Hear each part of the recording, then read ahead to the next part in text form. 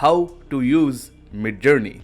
Well, let's start. Step number 1. Install Discord on your system. After installing Discord, simply go on Google and search Midjourney, then click on beta, then click on join the beta, and you have successfully joined the Midjourney's Discord server, and now we can start generating our image. Simply scroll down and here simply click on any newbie's room. So I will click on newbies 121.